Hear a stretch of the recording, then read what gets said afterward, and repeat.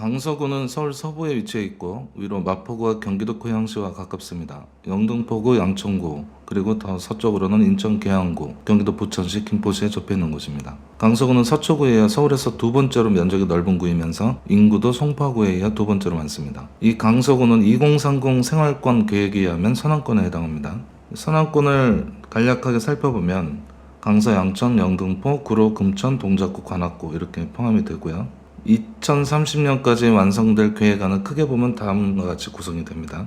보시다시피 마곡지구, 강서 쪽에는 마곡지구 중심이 되고 영등포, 여의도, 가산, 대림이 큰 세 군데로 구획 정리가 되겠습니다. 구체적인 목표는 다음과 같은데 큰 제목별로 보면 도시공간, 산업 일자리, 주거, 교통, 환경 안전, 역사문화 관광, 복지 교육이 이렇게 나눠지는데 이 중에서 도시공간, 산업 일자리, 주거 정비, 교통 목표가 가장 중요하다고 볼 수가 있겠습니다. 궁극적인 선안권의 큰 그림은 다음과 같은데 이 서쪽 강서구 쪽에는 미래창조 비즈니스 측이 형성이 되고 그 다음에 영등포를 중심으로 해서 한양, 그러니까 서울 중심권으로 보면 글로벌 비즈니스 축, 경인 축으로는 신산업 융합 축으로 구성되고요. 경부 측 강남 방면으로는 산업연계 R&D 클러스터 축이 형성되고 첨단산업 성장 축이 형성된다는 것을 알 수가 있습니다.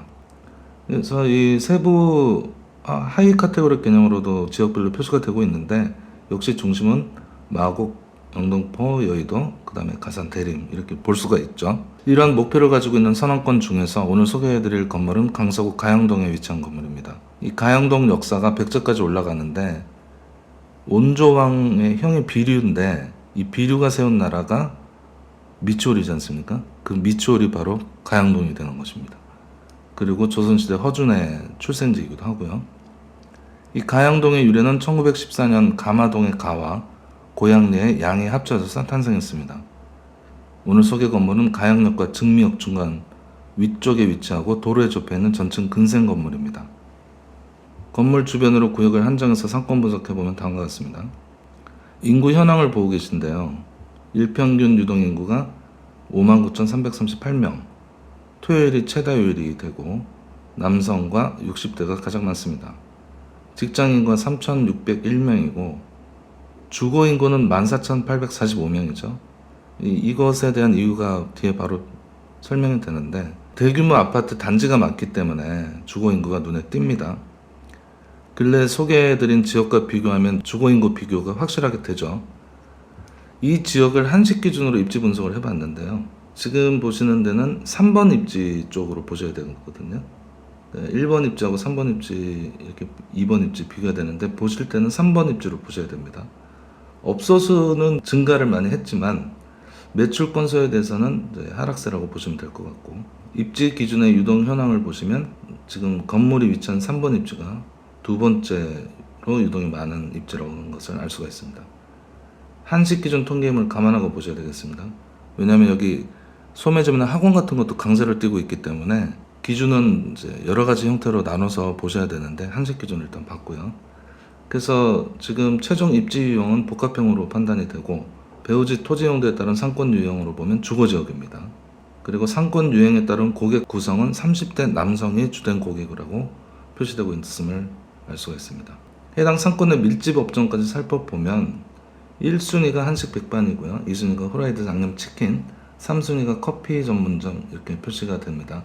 그러나 소매업으로 보면 슈퍼마켓, 이거는 뭐 개수가 얼마 없으니까 이렇게 표시되는 거고 서비스업으로 보면 여성 미용실, 세탁소, 그 다음에 어린이 영어, 학원이죠. 그러니까 통칭 이렇게 구성이 1, 2, 3위로 구성이 되어 있다는 걸 알 수가 있고 이렇게 구성됐을 때 매출에 영향을 주는 변수를 살펴보면 60대 여성 유동인구수가 여기 이 지역에도 좀 많은 편이에요. 그리고 슈퍼마켓 같은 편의점 포함해서 점포 개수도 많은 편이고 주택수도 많은 편이고 이렇게 표시가 되는데 그림상 보여지는 60대 이상 남성 유동과 슈퍼마켓 60대 여성 유동, 그 다음에 7시에서 10시 유동의 변수, 이게 중요한 변수임을 알 수가 있고 이 중요한 변수를 고려해야 된다는 결론이 나오게 됩니다. 모든 것을 종합해서 업종 추천하기 전에 이 상권과 유사한 상권을 보시게 되면 발산역과 목동사거리, 그 다음에 신도림역이 되겠습니다. 그래서 타 지역하고 이렇게 지금 보신 것처럼 타 지역과 비교를 한 다음 대분류, 중분류를 통해서 추천 업종을 보게 되면 커피 전문점 1위가 나옵니다. 그 다음에 음식점 3위가 한식 백반점이죠. 그러니까 이 커피 전문점 자체가 향후 성장성에 맞춰 분석이 되기 때문에 성장성 우수 업종으로 구분되기도 합니다. 그러니까 지금 포화된 한식 음식점보다는 커피 전문점이 더 유리하다는 얘기가 되겠습니다. 이 지역에 이런 상권이라는 정보를 얻었으니까 본격적으로 오늘 소개 건물 보면서 업종 구성이 어떻게 되었는지, 그리고 이에 따른 수익 구조는 어떻게 구성되는지 알아보도록 하겠습니다. 건물 계획 보시겠습니다. 대지 면적은 989.20제곱미터, 용도 지역은 제3종 일반 주거 지역입니다. 연면적은 3,803.48제곱미터입니다. 층수는 지하 2층에서 지상 5층으로 이루어져 있고 승강기는 한 대 있습니다. 주차는 자주식으로 23대 가능합니다. 말씀드렸듯이 9호선 가양역과 증미역 사이 위쪽 20m 대로변에 위치한 건물입니다. 네, 급행선이 정차하는 가양역이고요.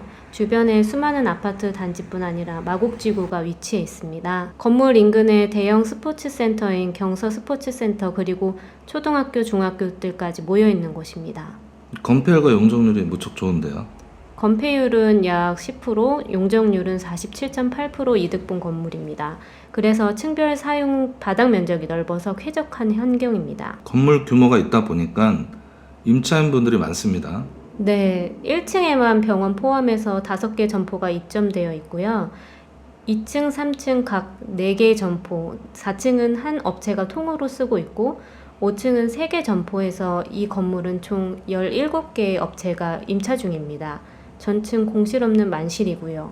제가 개인적으로 유독 마음에 드는 몇 가지가 있는데 그 중에서 주차 대수가 넉넉하다는 점과 업종이 정말 다양하게 구성되어 있다는 점이에요. 네, 소개드린 것처럼 주차가 기계식이 아닌 자주식으로 23대가 가능한 점이 장점입니다. 그리고 말씀하신 업종 구성은 1층의 병원과 각종 음식점들이 들어와 있고 2층부터 요즘 각광받고 있는 스터디 카페 및 학원, 그리고 3층 이상부터는 병원, 일반 회사 등 알차게 구성되어 있는 것이 장점인 건물입니다. 9호선 지하철역과 가깝고 주변 아파트에서 접근도 좋습니다. 20m 대로변에 위치해 있기 때문에 눈에 잘 띄니까 임차인 입장에서도 이것이 좋은 점이죠. 매가가 180억인데 수익률은 어떨까요? 월 약 4,400만 원 정도입니다. 수익률로 환산하면 3%입니다. 평당가가 6,016만 원인데 이건 어떻게 봐야 되나요? 사실 이 주변에 본 건물과 비교할 만한 사례가 없습니다. 옆 건물과 더불어 프라자 형태로 다수의 점포들이 입점되어 있는 유의한 건물입니다.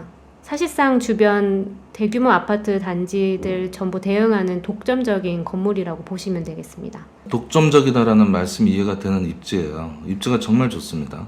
바로 인근에 주민센터까지 있어서 집객시설 역할을 하는 곳이기도 하고 무엇보다 학생들과 아파트 거주민들이 이곳을 이용하지 않을 수가 없는 건물입니다. 그러니까요. 여기를 통과하고 이용하지 않을 수가 없는 정말 좋은 건물이에요. 대지 면적이 약 300여 평에 3종 일반 주거지역이면서 건폐율 및 용적률 추가 이득 받고 실질적인 독점 형태로 임차인들이 영업 중인 전층 만실 근생 건물인 것입니다. 저희들이 굉장히 추천드리는 건물이고요. 입지가 굉장히 좋습니다. 맞습니다. 정말 나무랄 데가 없는 오랜만에 강력하게 추천드리고 싶은 건물을 소개해드렸습니다. 두 가지 말씀드릴 것이 있는데요. 우선 보유하고 계신 건물 가치를 평가받고 상권 분석까지 원하시면 언제든 저희에게 의뢰하시면 되겠습니다. 두 번째로 앞으로 영상 예고인데요. 2022년 한 해 동안 대한민국 부자들은 어떻게 생각을 하고 어떻게 자산 운용을 했고 어느 부분에 투자를 했는지, 그리고 향후 투자 방향은 어떻게 세우고 있는지에 대한 리포트가 있기 때문에 이것을 소개해드릴 예정입니다. 더불어 서울 생활권역별 2030 계획 진행 방향을 종합해서 준비하려고 합니다. 이렇게 기본 계획, 큰 계획을 알고 가면 건물 매입과 매매에 많은 도움이 되실 겁니다. 관심 있으신 분들께서는 영상이 공개되면 많은 시청 부탁드리겠습니다. 오늘은 여기까지입니다. 구독해주시고 좋아요 눌러주시는 것은 정말 저에게 큰 힘이 되고 있습니다. 구독, 좋아요 부탁드리겠습니다. 고맙습니다.